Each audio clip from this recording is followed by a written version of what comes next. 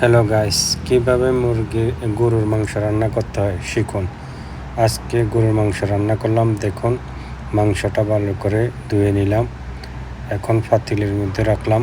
কীভাবে এরপর ঢেলে দিলাম মিক্স সব কিছু, পেঁয়াজ, রসুন, আদা, মরিচ সব একসাথে মিক্স করে পাতিলে ঢেলে দিলাম। এরপরে আস্তে আস্তে রান্না স্টার্ট করব। একে একে ইনশাল্লাহ সব কিছু দিব।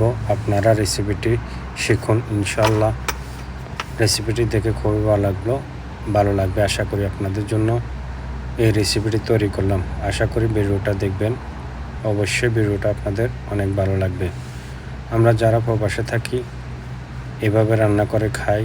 আপনারা এভাবে রান্না করা শিখুন, ট্রাই করুন, দেখবেন নিশ্চয়ই ভালো লাগবে। এখানে সম্পূর্ণ পেঁয়াজ, রসুন, আদা যাবতীয় সব কিছু এখানে আছে। এখানে সব কিছু ব্লেন্ডার করে ঢেলে দিয়েছি।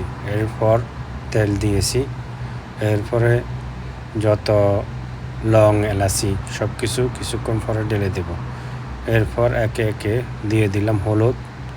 এরপরে হলুদ দেওয়ার পরে কিছুক্ষণ পরে দেব মরিচ,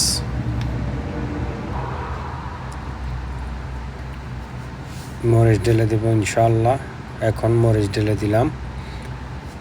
কালারটা আস্তে আস্তে দেখতেছেন, খুবই চমৎকার লাগতেছে। ইনশাআল্লাহ অবশ্যই ভালো হবে রেসিপিটা। সম্পূর্ণ দেখুন, ভিডিওটা দেখলে শিখুন। আমরাও প্রবাসে যারা থাকি আপনাদের মতন রান্না করতে পারি, এটা শিখে রাখুন।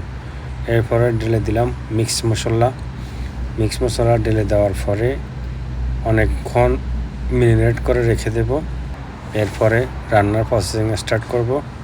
ইনশাল্লাহ ভিডিওটা দেখবেন। আমরা যারা প্রবাসে থাকি কষ্ট হলেও এভাবে রান্না করে খাই। তারপর মরিচ ঢেলে দিলাম। ইনশাল্লাহ ভিডিওটা দেখে আপনাদের ভালো লাগবে এবং শিখুন কীভাবে রান্না করে খেতে হয়। আমরা প্রবাসে যারা থাকি কত কষ্ট করে রান্না করে খাই। এরপরে সম্পূর্ণ সবগুলো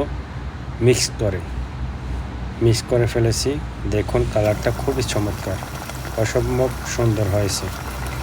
ইনশাল্লাহ খেতেও অবশ্যই খুবই মজা হবে। আশা করি ভিডিওটা দেখবেন, অন্যদেরকে দেখার সুযোগ করে দেবেন। এখন গ্যাসের চুলা চালু করে দিয়েছি। ইনশাল্লাহ রান্নাটা শেষ পর্যন্ত ভিডিওটা দেখুন। ইনশাল্লাহ আশা করি আপনাদের অনেক ভালো লাগবে ভিডিওটা। আপনাদের সবার জন্য অনেক শুভকামনা রইল। আমার ভিডিওটা বেশি বেশি শেয়ার করবেন। অনেক কষ্ট করি আমরা ভিডিও তৈরি করি। যারা প্রবাসে থাকি অনেক কষ্ট হয়, আমরা সব কিছু